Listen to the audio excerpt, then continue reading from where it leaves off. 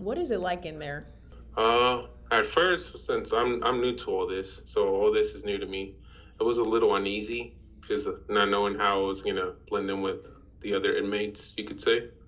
But I mean, when I came in here and I saw that it was a lot of Hispanic, I felt kind of at ease. But at the same time, I was a little on guard. Like I said, it's my first time being in a facility like this, so I was a little scared. I'm not gonna lie.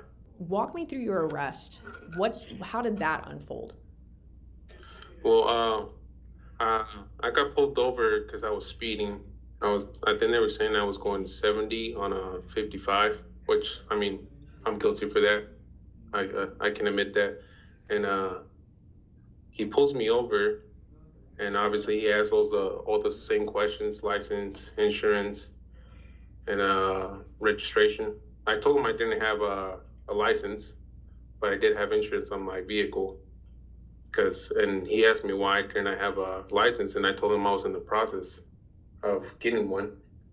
But he's like, okay, he ran me through the system.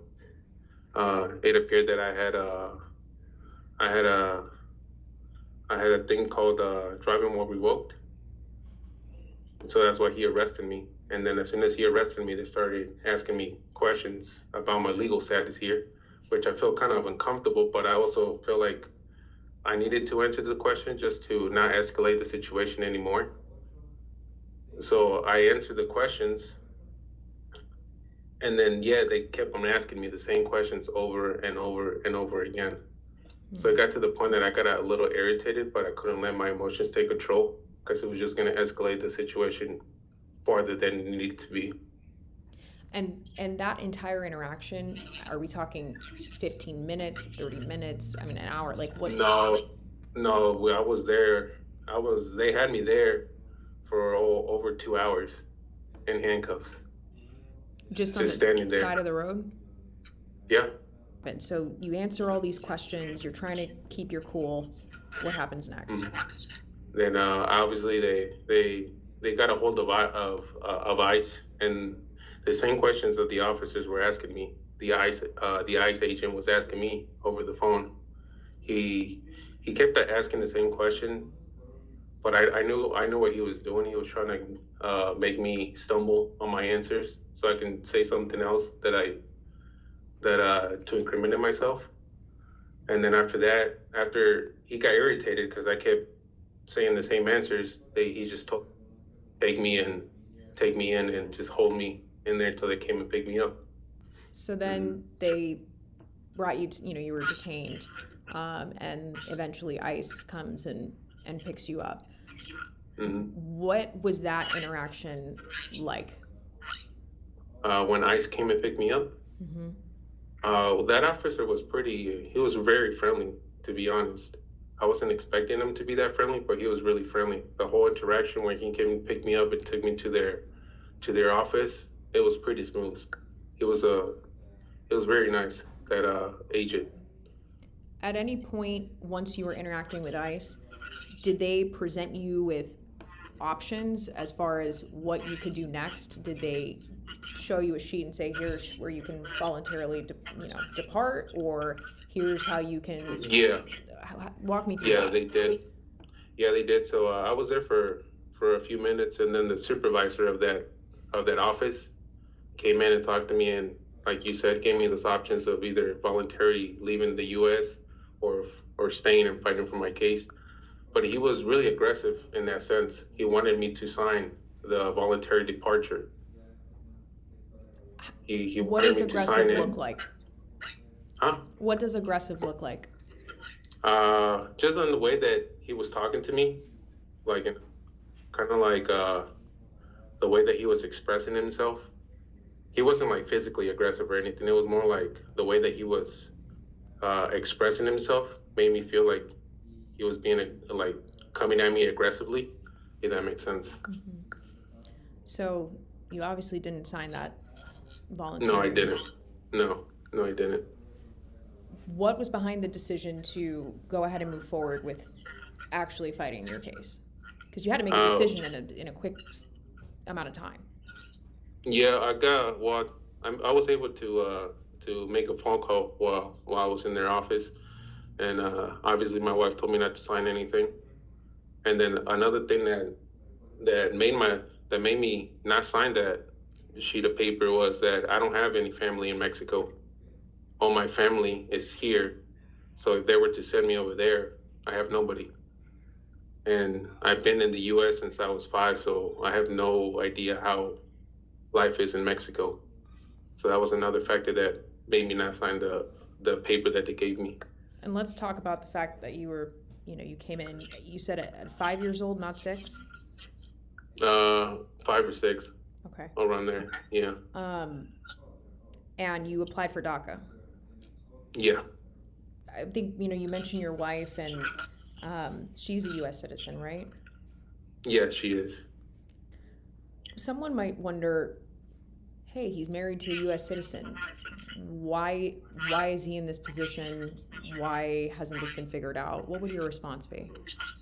My response would be that would fall on me, because being an undocumented alien, as they classify you here, getting married to a U.S. citizen, there's always that thing that hangs around you, that people are gonna think, oh, he's just marrying her, or she's just marrying him for the papers. So that's a conversation that I had with my wife. I was like, I don't want you to think that I'm only marrying you for the papers, because that's not it. So I was like, if we see that things are starting to get more rough in the aspect of all ICE and all the laws and everything, we'll start filing for paperwork. But I don't want you to ever think that I married you just for papers, because that's not the reason why I married you. Mm-hmm. So then once we start seeing that things were getting a little bit more rough in the aspect of ICE and all that stuff, we start submitting that paperwork, which unfortunately it came into a standstill and haven't progressed on that. I was going to ask how being detained has affected your ability to move through the legal process. A lot, like a lot, in the sense that obviously everything takes money to get the ball rolling. If there's no money, nothing's gonna happen. So it affects it a lot, because all that responsibility right now, all the bills that we had, all the quotas, everything is falling on my wife right now. Luckily, we had a little bit saved up, but like I said, eventually all that we had saved up is gonna dwindle, and it's gonna get to the point that we're gonna have to ask family members for help in order for us to keep this process going. And before, used to be that people in your position, they would at least have the opportunity to have a hearing on whether or not they could be out on bond. And it seems like with the time that you got arrested, detained, and all that came after this policy change where that's no longer on the table. How does it feel to know that maybe had this happened a month prior, or you don't want it to happen at all, but that there could have been a version of this where you would be able to do this from the outside? Have you thought about that? Yeah, I thought about that, and that would have changed obviously significantly. Like the whole situation would have completely changed, and the aspect that I would still be able to work and have the ability to pay for everything, to get it done faster. And then obviously it wouldn't, all the stress that my wife is feeling right now and my family members are feeling right now, it wouldn't be there. It would just everything would fall on me, which I'm okay with that. I'm used to being in very pressure, you could say, in very pressure situations. I've dealt with that since I was very young. So the less stress that I can put on my wife or my family, the better. I can handle the stress and everything by myself, but I know that if I ever need them, they're willing to help me. So it would have changed the whole situation dramatically if I would have been detained a few weeks prior to right now. There are attorneys, advocates who argue that a policy change like this is infringing on due process, your ability to go through proceedings like in the way that it should happen. And based on what you've explained to me with your story, it's like you got arrested and you got your call, you were able to get connected to it. It seemed like you had, clearly you have an attorney, not everybody has representation.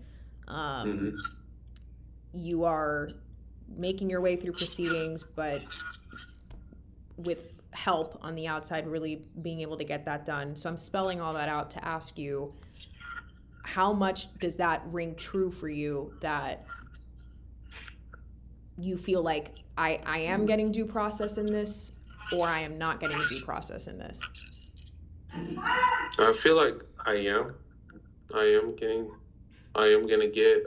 At the end of all this, I am gonna get the outcome that I'm looking for. Just because of all the support and especially my lawyer. So I feel really confident that at the end of this, the outcome's gonna be what I expected to be, and that's me walking out of here and being able to see my family again and hold my wife again.